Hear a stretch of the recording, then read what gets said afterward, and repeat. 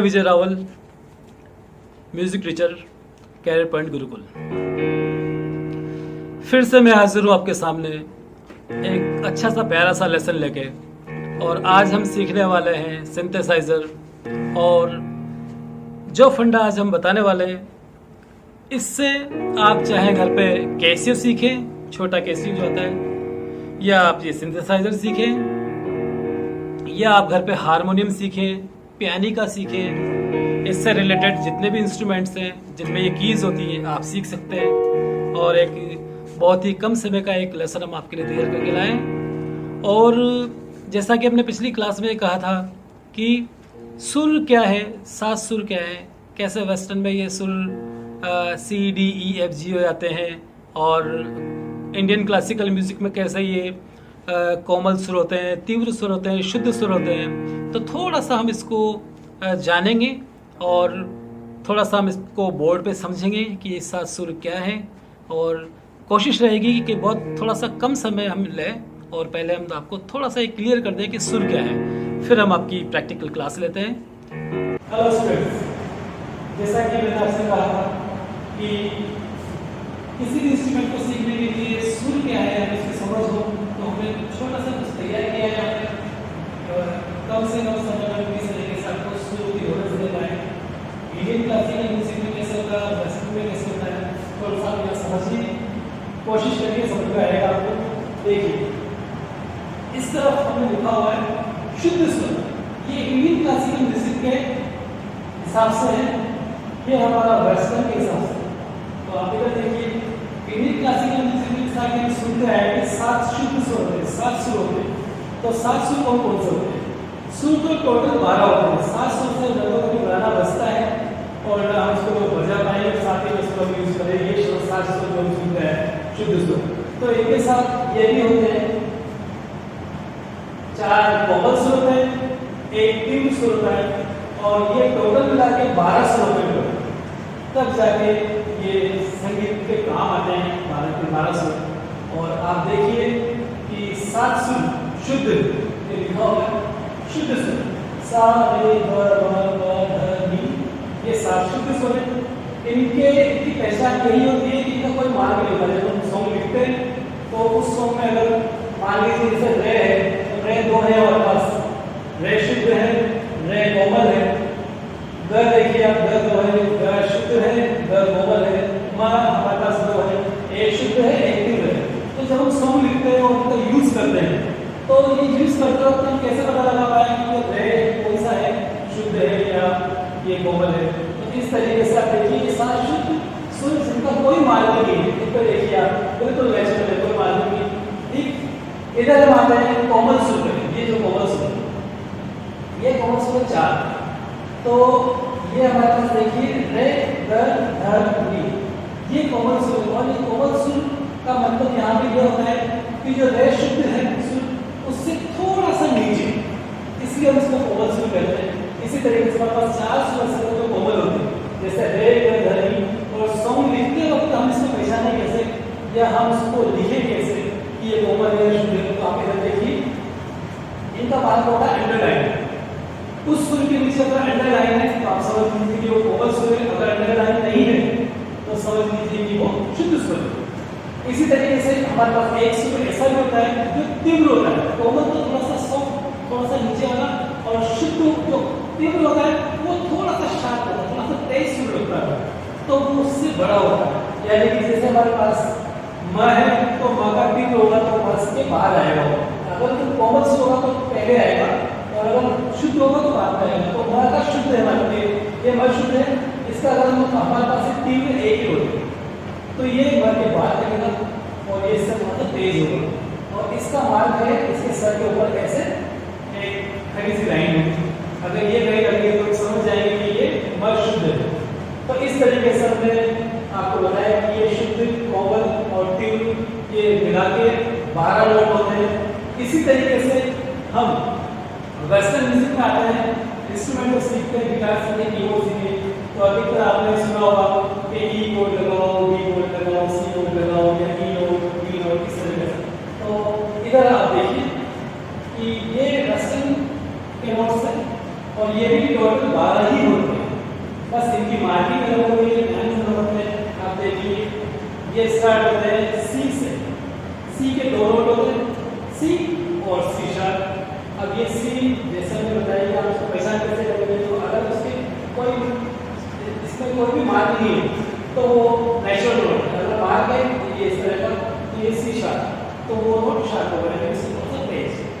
ऐसे डी के भी दो होते हैं, इसमें डी डी शार्प। आप ई पे आ जाइए, ई जैसा कि मैंने पिछली क्लास में बताया था, ई और बी दोनों नोट ऐसे होते हैं जिनका डबल नोट नहीं होता है, वो नेचुरल नोट ही होता है। तो ई यहाँ पर हमने एक ही देखते हुए इधर हम आएंगे, एफ एफ के दो नोट हैं, F F sharp D sharp का मार्क होगा। जी पे आ जाते हैं, ये जी और जी शार्प, और उसके बाद हम ए पे आ जाते हैं, ए और ए शार्प और बी। इस तरीके से हमने जाना कि वेस्टर्न में इस तरीके से C D E F G A B, और इस तरीके से हम काउंट करेंगे नेचुरल नोट और शार्प नोट, तो ये भी 12 नोट है, जैसे इसमें 12 नोट है, इसमें भी 12 नोट है। तो इस तरीके से हमने जाना कि ये नेचुरल नोट जिन पे कोई मार्किंग नहीं, जिन पर मार्किंग है, ये है शार्प नोट। और इस तरीके से 12 नोट है। और अब हम आपको आपकी प्रैक्टिकल क्लास लेते हैं। जैसा कि हमने स्वर के बारे में समझा कि स्वर क्या है, वेस्टर्न म्यूजिक में कैसे होता है, क्लासिकल म्यूजिक में कैसे होता है, और अब आप सामने देख रहे होंगे ये है अलंकार, और ये इंडियन क्लासिकल म्यूजिक की ऐसी एक्सरसाइज है जो आप चाहे गाना गाते हो तो आप उसको गले से इसका एक्सरसाइज कर लें। अगर आप कीबोर्ड सीख रहे हैं, कैसे सीख रहे हैं, हारमोनियम सीख रहे हैं, तो उनकी एक्सरसाइज करें। और ये फिंगर एक्सरसाइज भी है और ये गले की एक्सरसाइज है। अगर आप गाएंगे तो आपका इसको गाने में आपका हेल्प करेगा। अगर आप इंस्ट्रूमेंट इसको प्ले करेंगे तो आपको इंस्ट्रूमेंट सीखने में आपको हेल्प करेगा। तो इनको हम इंडियन क्लासिकल म्यूजिक में अलंकार कहते हैं। और ये अलंकार के बारे में थोड़ा सा बताएंगे हम कि ये है आरोह, जिसे हम असेंडिंग ऑर्डर बोलते हैं, और ये है अवरोह जो डिसेंडिंग ऑर्डर होता है। तो आरोह असेंडिंग ऑर्डर स्वरों के बढ़ते क्रम को, ये सा है तो इससे थोड़ा सा तेज, इससे आगे ये होगा, इसके आगे ये होगा, इसके आगे ये होगा, और ये बढ़ता हुआ क्रम है। और अवरोह डिसेंडिंग ऑर्डर ये घटता हुआ क्रम है, ये ऊपर से नीचे आ रहा है, इसी तरीके से ये आरोह अवरोह। तो हम ये देखेंगे कि आप लोगों ने कुछ अलंकार लिखे हुए, ये देखिए अक्सर ये, और इसकी फिंगर एक्सरसाइज कैसे करनी है ये अब हम आपको कीबोर्ड पे समझाएंगे, और आप इसकी एक्सरसाइज करेंगे और कुछ ही दिनों में देखिए आपका कैसे तैयार होगा।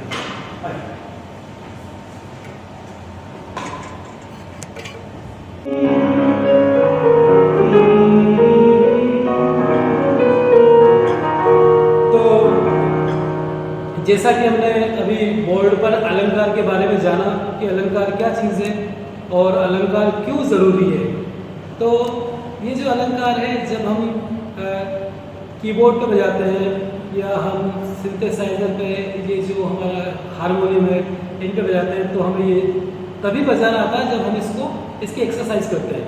और इसकी एक्सरसाइज का भी एक फंडा होता है कि कौन सी फिंगर कहाँ पर किस नोट पर आना ज़रूरी है।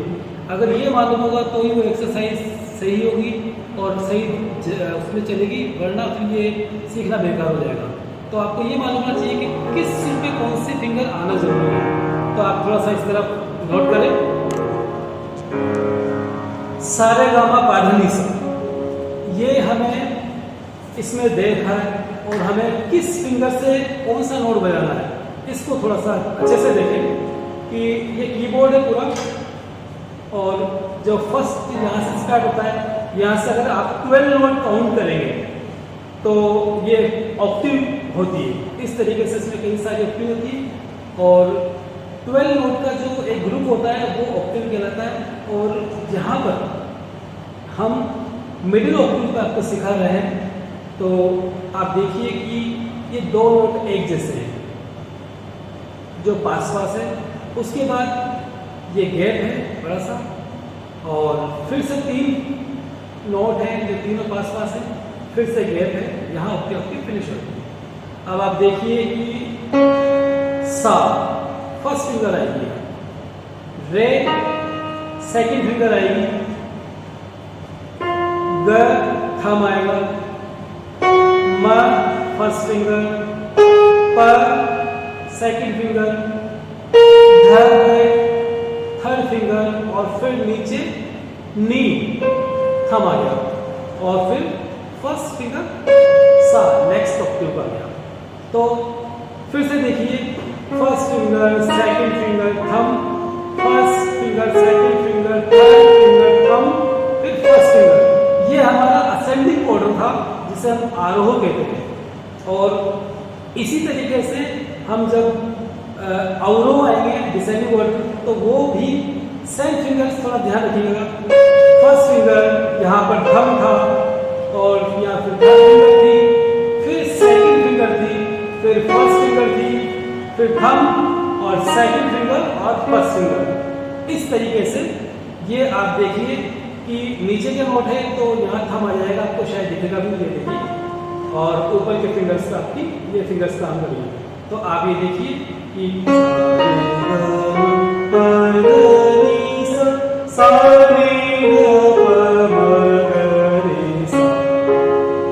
तो अच्छे से इसको एक बार फिर से देखिए। और जो नेक्स्ट अलंकार है अब हम उस तरफ चलते हैं।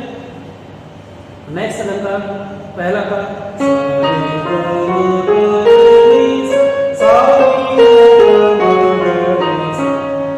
अगला अलंकार देखिए आप, इसमें हम तीन तीन नोट्स को एक साथ ले रहे हैं। अब आप इसको ऐसे समझिए, फिर फर्स्ट को छोड़ दिया हमने, रे ग ग म प ध प ध नी ध नी सा। डिसेंडिंग ऑर्डर देखिए, सा नी ध नी ध ध प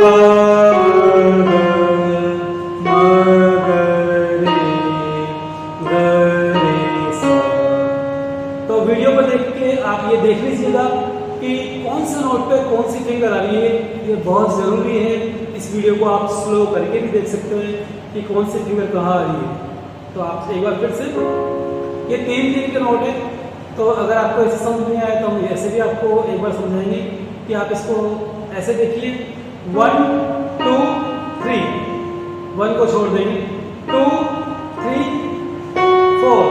इस तरीके से ये असेंडिंग ऑर्डर में आगे बढ़ता जा रहा है और डिसेंडिंग ऑर्डर में सेम ऐसे आएगा, सा रे ग म ग म ग म प ध प ध नी ध नी सा, सा नी ध नी ध प ध प म ग रे सा। नेक्स्ट अलंकार है ये, इसमें हमने 3 सुर लिए, नेक्स्ट में हम 4 सुर लेंगे, 1 2 3 4, 2 3 4 5। इस तरीके से आगे बढ़ेंगे।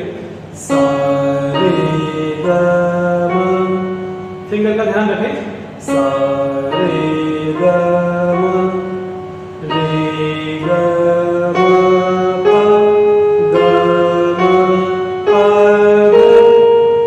म प म प ध नी सा, सा नी ध प नी ध प ध प ग रे म रे सा,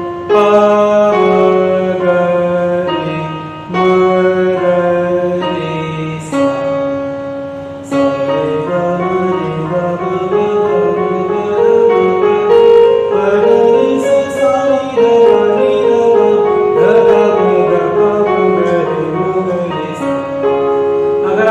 मेट्रोनोम अगर कीबोर्ड है इस तरह का तो उसमें आप मेट्रोनोम चालू कर लीजिए। इस तरह का साउंड ये आपको चलता रहेगा और इस तरीके से चलता रहेगा। और आप इस पर प्रैक्टिस कीजिए। नेक्स्ट अलंकार लेते हैं, ये था 4 और अगर आप ये भी अलंकार बजाते हैं तो आपके लिए काफ़ी होगा, क्योंकि ये जो 4 अलंकार है, अगर आप 4 अलंकार की प्रैक्टिस अच्छे से करते हैं, रोज़ आप इसको 30 मिनट भी अगर एक्सरसाइज करते हैं तो आपको कीबोर्ड बजाना घर पे ही आ जाएगा। आप खुद के अपने सेल्फ सॉन्ग निकाल सकेंगे और इस तरीके से आप अगर इन अलंकारों को घर पर रोज़ बजाते हैं तो बहुत ही जल्दी आप किसी भी सॉन्ग को खुद निकाल पाएंगे। और आप ये सोच रहे होंगे कि ऐसा कैसे होगा, तो आपने देखा होगा कि कंप्यूटर जो होता है तो उसका कीबोर्ड जो होता है, तो उस पर जब हम स्टार्टिंग करते हैं और उस पर सीखते हैं तो हम ये देखते हैं कि इसमें ए कहाँ लिखा हुआ है, बी कहाँ लिखा हुआ है, सी कहाँ है, स्पेस कहाँ है। पहले हम उसको देख देख के करते हैं, फिर धीरे धीरे अगर हम उसका फंडामेंटल एक्सरसाइज करते हैं, उसकी भी एक की होती है कि आपको स्पेस थंब से ही करना है, ऊपर के अगर आपको बटन प्रेस करना है तो इन फिंगर्स से करना है नीचे की। तो जब हम उसका फंडामेंटल्स की प्रैक्टिस करते हैं तो हम देखते हैं कि कुछ दिनों बाद हमारी ऐसी एक्सरसाइज आती है कि हम बात किसी और से कर रहे होते हैं और हमारा टाइपिंग चलती रहती है कंप्यूटर में। इसी तरीके से ये है कि हम जब इसके फंडामेंटल्स की प्रैक्टिस कर लेते हैं तो हम बात कर रहे होते हैं और हमारी फिंगर चलती रहती है, वो रुकती है। तो आज की क्लास को हम यहीं पर समाप्त करते हैं। Thank you.